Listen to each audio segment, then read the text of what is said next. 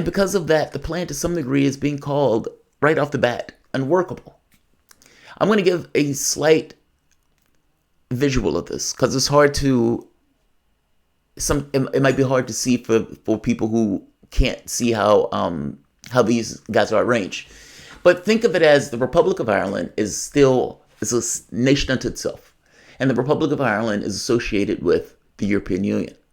Northern Ireland is associated with the United Kingdom, with Britain. Northern Ireland is attached to the United Kingdom.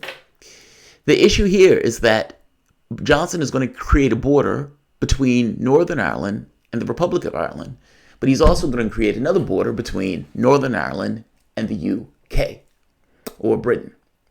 Now, the wild part about this is, and people point out, well, wait a minute, you're creating a situation where Northern Ireland may have the conditions whereby they unify with the Republic of Ireland if you're going to keep them in a certain degree of regulatory alignment. Now, that's true.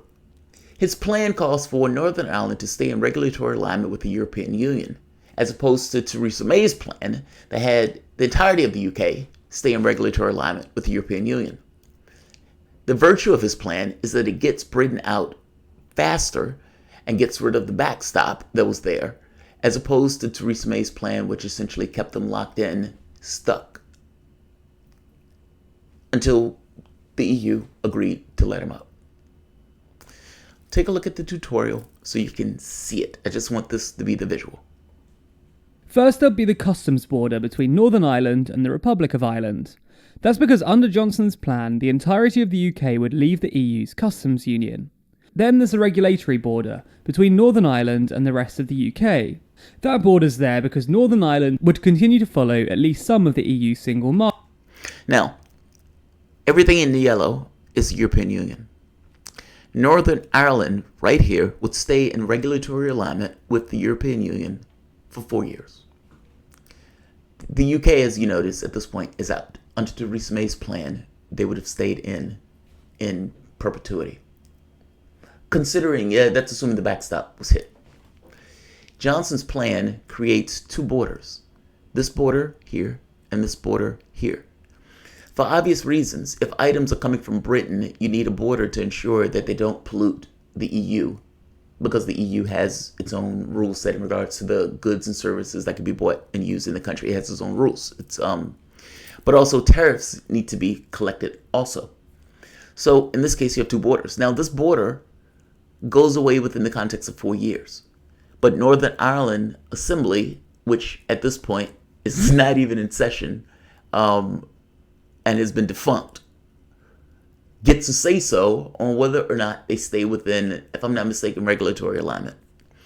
I'm going to let Bojo explain this to Parliament. The problem with this is that it creates borders. Now, Boris Johnson's standpoint is, well, look, it's going to be invisible borders. We're going to have technology, and the technology is going to be away from the direct areas themselves, so people shouldn't be able to sense them borders. He's also saying that this shouldn't require any additional technology or anything else. That seems to be not true. Theresa May was sitting there behind him with this face on like, oh my God, I can't believe he just said that, when he said that. I'm going to let Bojo make his point. I will tell you this. Europe is massively skeptical about this and consider this a repackaging of elements of Theresa May's plan that was shot down. Meaning this notion that you're going to have a technological solution to ensure that the goods that we don't want polluting Europe don't get into Europe. Now, you can understand from Johnson's standpoint, he cares about this less because he wants a deal. Europe cares about it more because they care more about the European Union and they're not trying to do the UK any favors. Both of those things of what I just said is true. It is unclear, and I would even argue unworkable at this point, and unknowable whether or not a technological solution exists to this. And if I'm not mistaken, all the research and the people that I heard talking about this said no, at least when they were talking about it under Theresa May's plan. However, Boris Johnson is going to get scrutiny. Europe is kicking the tires, but Ireland's prime minister said pretty much no. Juncker pretty much said he's unconvinced. And for obvious reasons. You're looking for a technological solution in order to pretend that you're not going to put a border there. You need a border there. Whether Bojo can make this work or not, I'm skeptical. And apparently so are a lot of other people. One interesting point, though. Theresa May went to Brussels in order to get her plan done. And she was able to get a plan with Europe that she couldn't get done through her own parliament. The parliament voted her down 3 times. One time a historic measure. And the subsequent times, the last time was a withdrawal agreement, but she couldn't even get that through. Johnson might be able to get this plan through Parliament, strangely enough, but has no chance of getting it through the European Union. Interesting. Welcome to the Soapbox.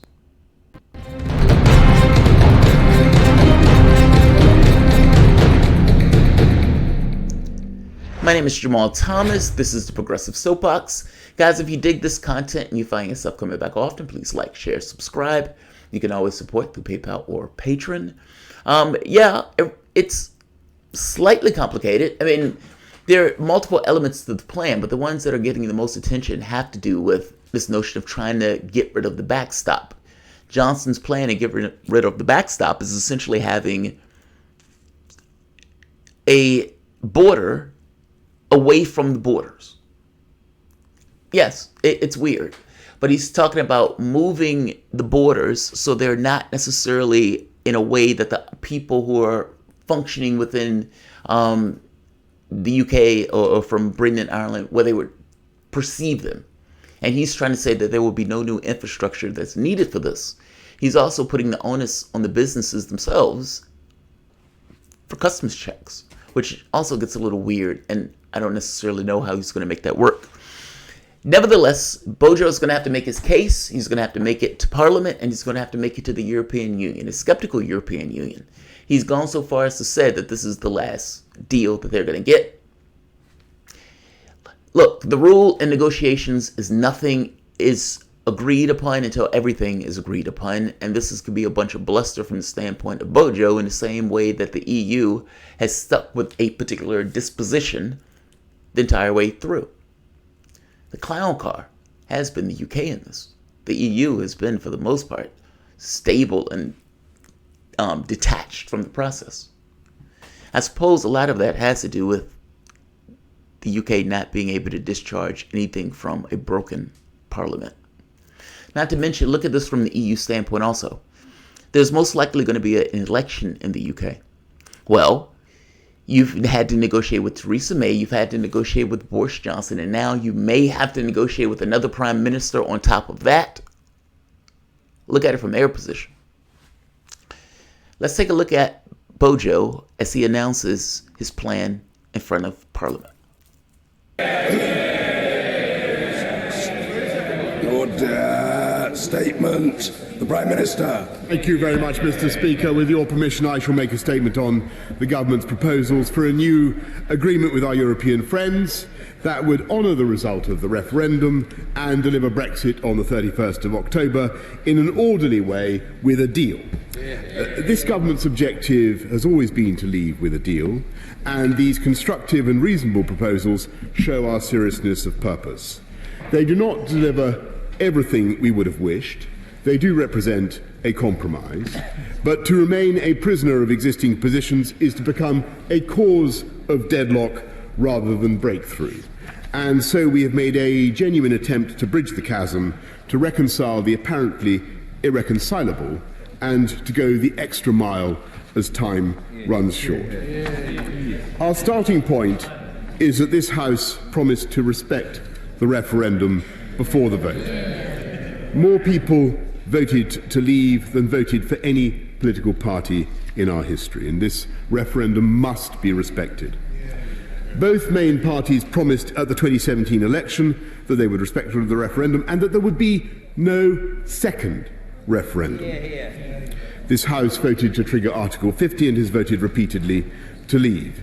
Yet it has also voted 3 times against the previous withdrawal agreement and for repeated delay. And so, as I've emphasised time and again, there can be no path to a deal except by reopening the withdrawal agreement and replacing the so-called backstop. While, as I stand here today, we are some way from a resolution, it is to the credit of our European friends that they have accepted the need to address these issues. And I welcome the constructive calls I've had over the last 24 hours, including with President Juncker, Chancellor Merkel and Taoiseach Varadkar. And the statement from President Juncker that the Commission will now examine the legal text objectively. The essence of our new proposal is a new protocol on Ireland and Northern Ireland consisting of 5 elements.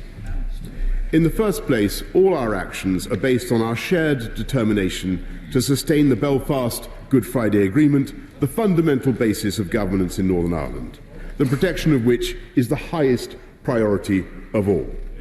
And from this follows the second principle, namely that we shall of course uphold all the long-standing areas of cooperation between the UK and our friends in Ireland, including the rights of all those living in Northern Ireland and North-South cooperation, the common travel area, which predates both the Good Friday Agreement and the European Union itself.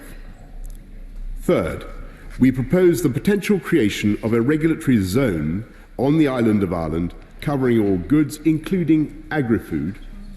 For as long as it exists, this zone would eliminate all regulatory checks for trade in goods between Ireland and Northern Ireland. But fourth, unlike the so-called backstop, such a regulatory zone would be sustained with the consent of the people of Northern Ireland, as expressed through the Assembly and Executive. They will give their consent during the transition period as a condition for these arrangements entering into force. Thereafter, the Assembly will vote again every 4 years, and if consent were withheld, these arrangements would then lapse after 1 year. Fifth, it has always been a point of principle for this government that at the end of the transition period, the UK should leave the UK as the EU customs union whole and entire, restoring sovereign control over our trade policy and opening the way for free trade deals with our friends around the world. And that is a fundamental point for us, Mr. Speaker. So under the proposals in this new protocol, Northern Ireland will be fully part of the UK customs territory, not the EU customs union. But there will be no need for checks or any infrastructure at or near the border between Ireland and Northern Ireland. Indeed, I have already given a guarantee that the UK government will never conduct checks at the border, and we believe that the EU should do the same. So there is absolute clarity on that point. Instead, under this new protocol, all customs checks between Northern Ireland and Ireland would take place either electronically or, in the small number of cases where physical checks would be necessary, they would happen at traders' premises or at other points in the supply chain. It is unclear how that's going to work. It is massively unclear how that's going to work. Nobody knows how that's going to work. And as for the Assembly, like I said before, is a defunct governmental edifice of sorts. And he's going to put this thing that's not even an operation in charge of Northern Ireland, and whether or not he keeps this up. I mean, it's like every 4 years or something where they get to choose. Let him finish. We have put forward a method for achieving this based on improving and simplifying existing rules, trusting certain traders, and strengthening our cooperation with Ireland in a spirit of friendship and sensitivity to the particular circumstances. So, while these proposals will mean changes from the situation, I want you to also notice something else. He's far more conciliatory as compared to what he was like when he came out last time. Go back and look at the video when Parliament reconvened. He is dramatically more conciliatory. Situation that prevails today in Ireland and Northern Ireland, it is their driving purpose to minimise any disruption. And in order to support the transition further, we propose a new deal for Northern Ireland that will boost economic growth and competitiveness and set in train new infrastructure, particularly with a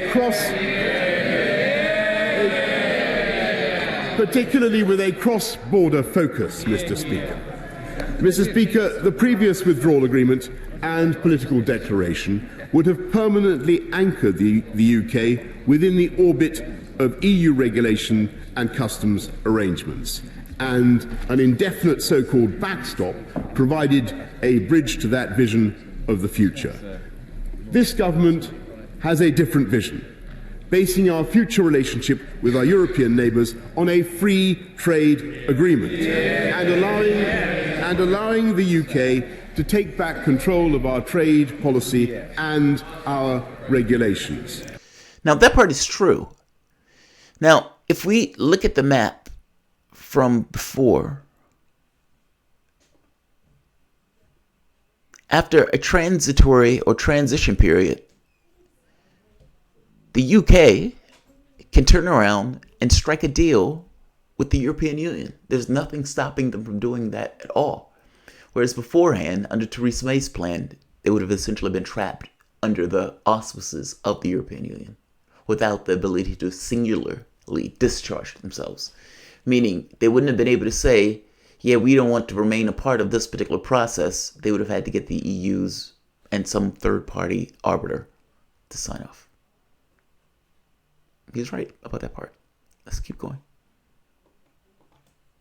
And we propose to amend the political declaration to reflect this ambition. Our proposal should now provide the basis for rapid negotiations towards a solution in the short time that remains.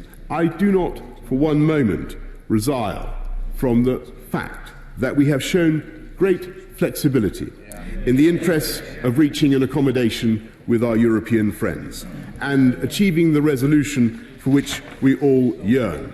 If our European neighbours choose not to show a corresponding willingness to reach a deal, then we shall have to leave on October the 31st without an agreement. And we are ready to do so. But that outcome would be a failure of statecraft for which all parties would be held responsible. When I think of the conflicts that have racked Europe in the past, of the immense challenges that we have together surmounted, of the 74 years of peace and prosperity that we have together achieved, I believe that surely we can summon the collective will to reach a new agreement. Mr. Speaker, this government has moved. Our proposals do represent a compromise, and I hope that the House can now come together in the national interest behind this new deal to open a new chapter of friendship with our European neighbours and move on to our domestic priorities, including education, infrastructure and our NHS. So, Mr. Speaker, let us seize this moment to honour our overriding promise to the British people: respect Brexit, get Brexit done, and I commend this statement to the House.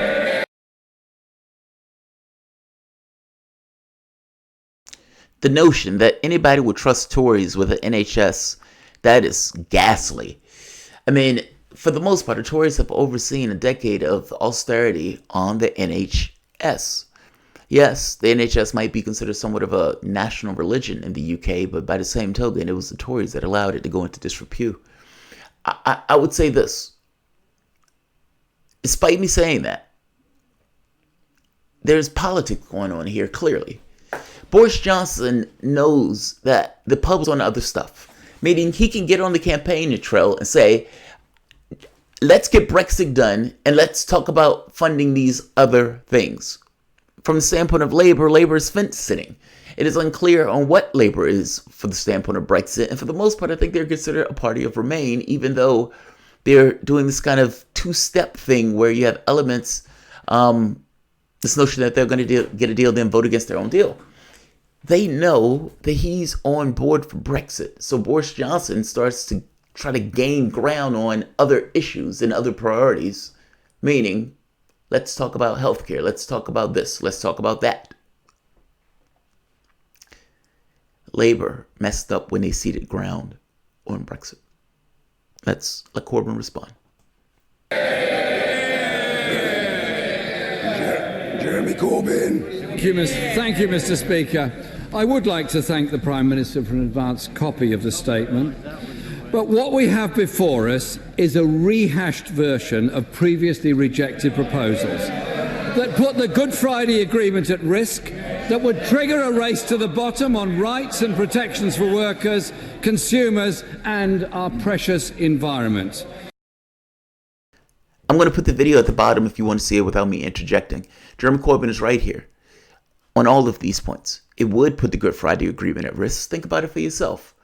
A border, whatever Johnson's plans are, you'd have to literally believe that what Johnson is saying is right and it's going to work out exactly the way that Johnson is talking about.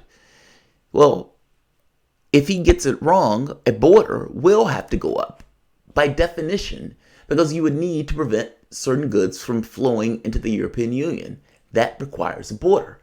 Now, if you believe all of Johnson's glowing ideas about how he's going to make this work,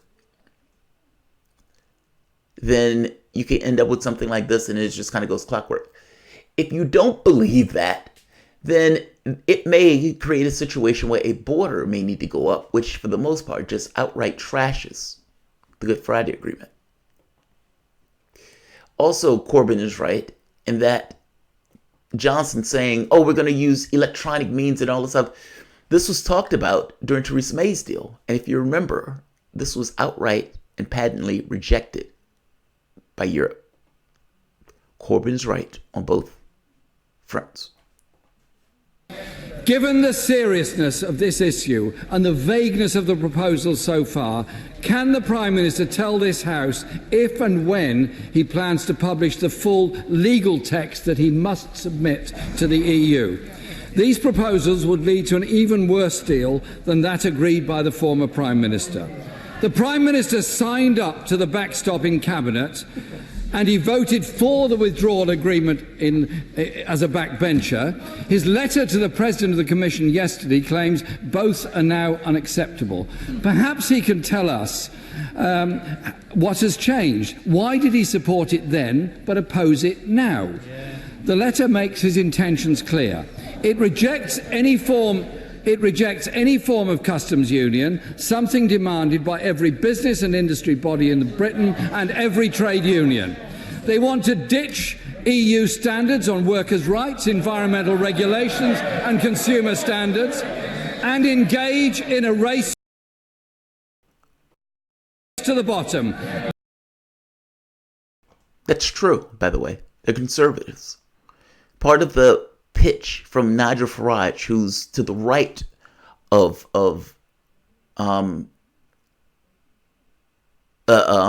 Boris Johnson. Here's the catch. I'm sorry, I started thinking of something else at the exact same time. Nigel Farage is going to be running in that race, meaning he's going to be running candidates in the election that is going to come up. Nigel Farage is going to be running against some of Boris Johnson's candidates, meaning they're not going to be working in tandem. They're not going to be working in coordination with one another, at least based on what the last thing I've heard Nigel Farage say. They are not going to be having this non-fight pact that was being bantered about.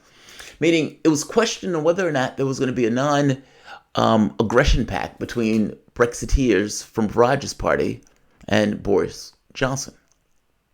That's not all that clear anymore.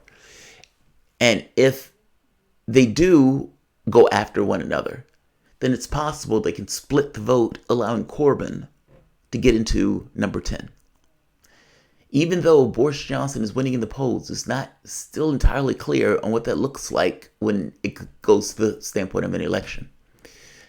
Corbyn is right here, though. They are conservatives. Their goal is to cut regulation to the bone. That's part of conservative doctrine. Deal or no deal, Mr. Speaker, this government's agenda is clear. They want a Trump deal Brexit.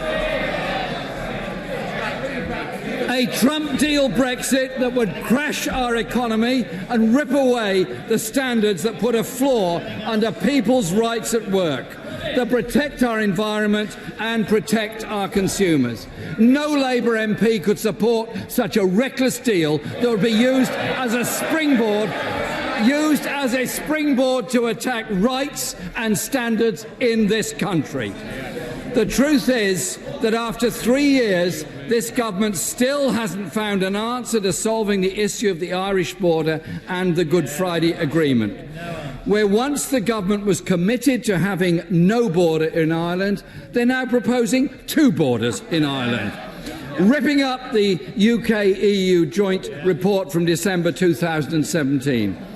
So can the Prime Minister confirm the government has now abandoned their commitment to the people of Northern Ireland, that they would ensure there is no physical infrastructure or related checks and controls on the island of Ireland?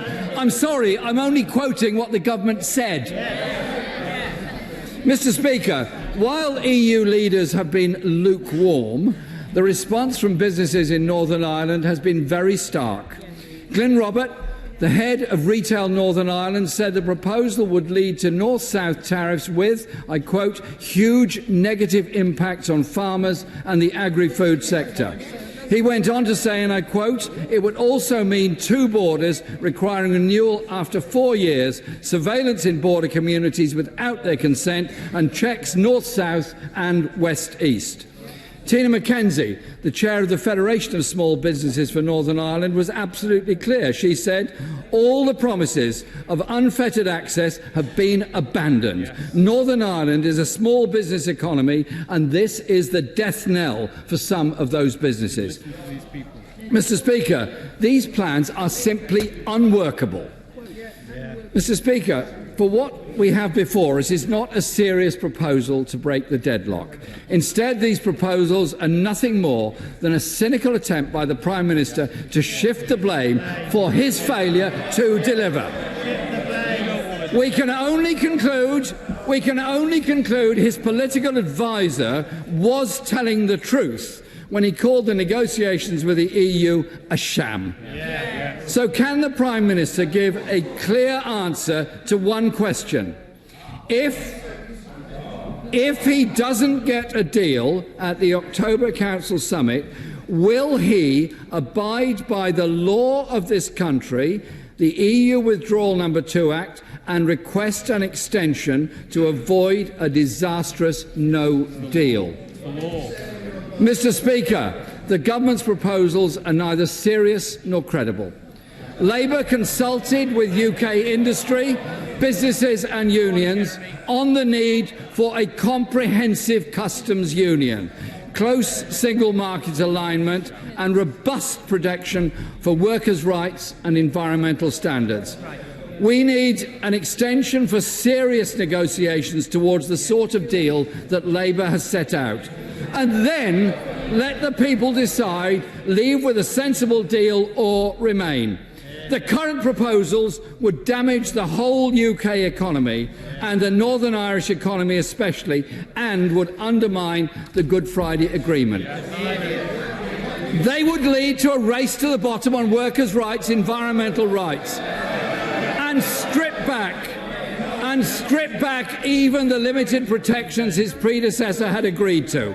Instead of spending the last few months building consensus in Parliament and across the EU, the Prime Minister has put forward proposals he knows won't be acceptable either in Brussels or Westminster, and that would damage the UK's industry, people's jobs and living standards. Mr. Speaker, the only people who won't suffer are the Prime Minister's hedge fund donors, who are currently betting against the pound and running down our fragile economy. He is doing nothing but seeking to divide and risking this country's future for his own political gain. An America First deal with President Trump.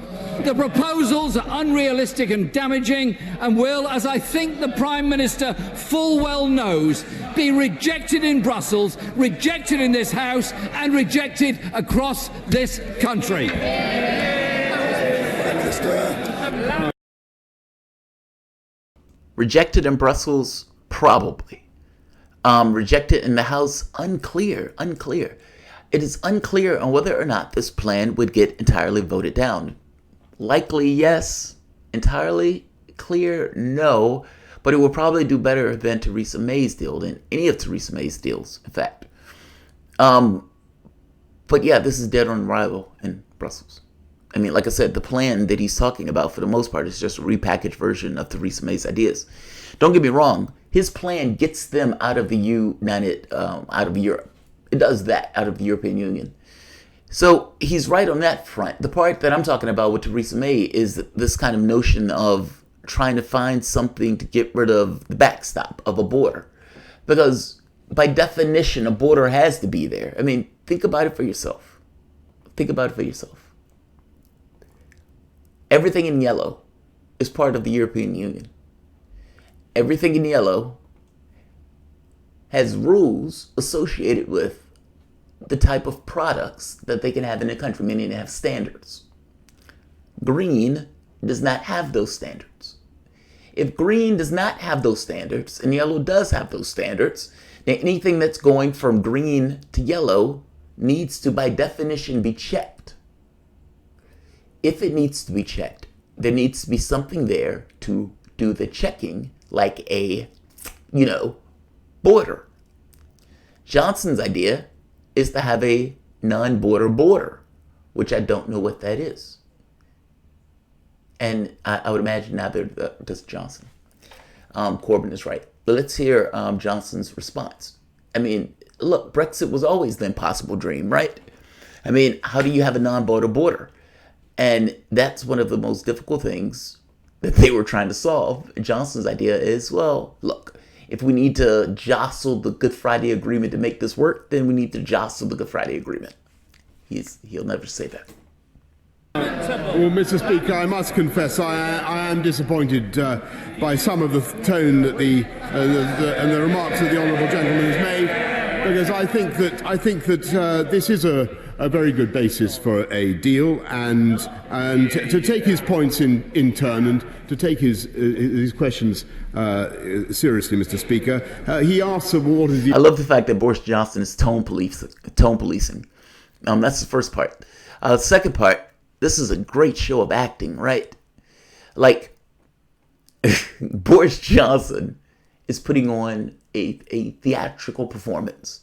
All right, in this moment, I need to seem contrite and I need to seem conciliatory. So when the public is looking at me, it will make it seem as if I am actually trying to get a deal and I'm trying to reach across the opposition and I'm trying to reach her. This is an act. He's acting. Let's keep going.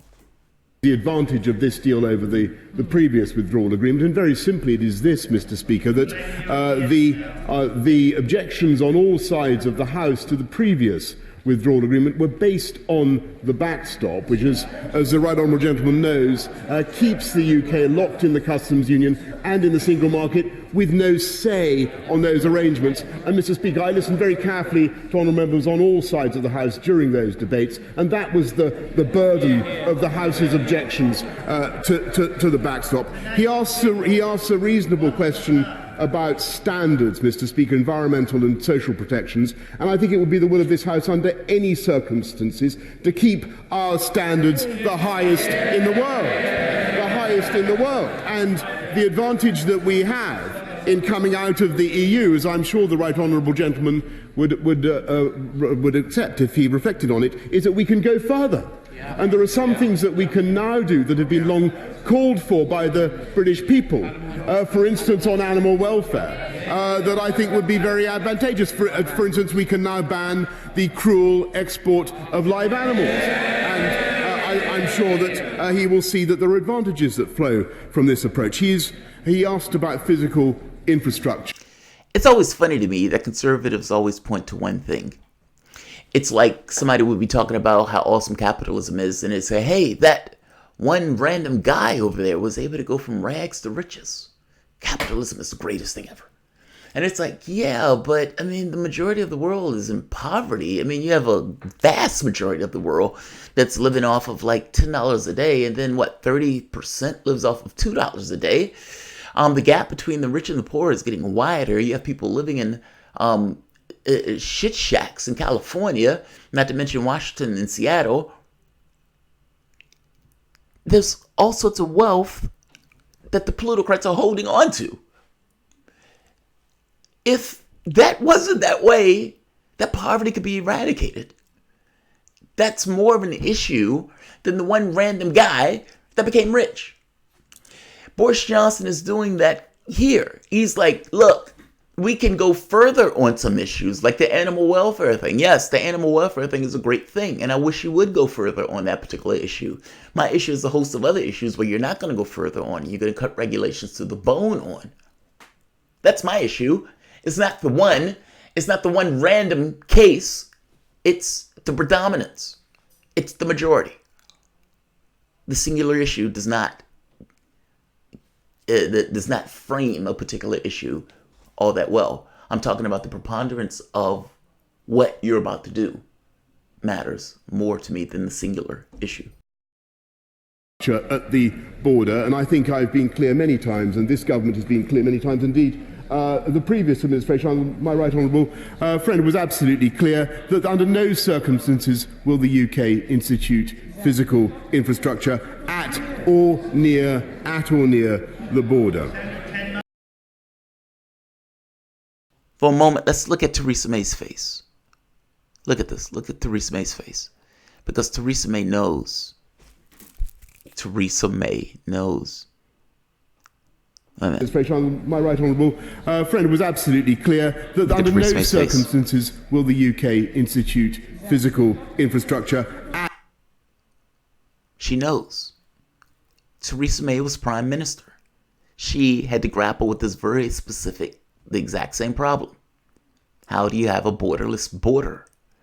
Boris Johnson is sitting here saying there will be no physical infrastructure at the border. At or near the border. No physical infrastructure at or near the border. Theresa May knows this is likely bogus. That's why she was looking at him in that particular way. He raised the concerns of businesses in Northern Ireland. And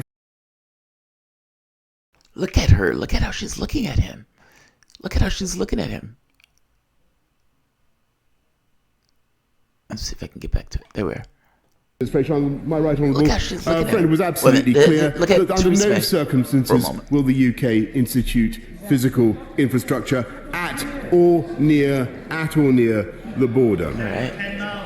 He raised the concerns of... That look. What is that look? You tell me. What is that look? That's called incredulous. Isn't it amazing? Human beings are beautiful things, man. Or at the very least we can be. Or at the very least I'm enamored by it. Let's say it that way. The way that the expression on the person's face and how it gets across, what they're thinking on it. I don't know Theresa May, but the expression on her face gets across incredulousness. That's what that look is. Disbelief. He's talking baloney. And look, I've been straightforward with you guys on this channel about how I perceive Brexit and everything else. And there have been a lot of people who disagree with me on my perspectives of Brexit, but I've always been honest. What is this look? Incredulous. She doesn't believe him. She's looking at him like, what?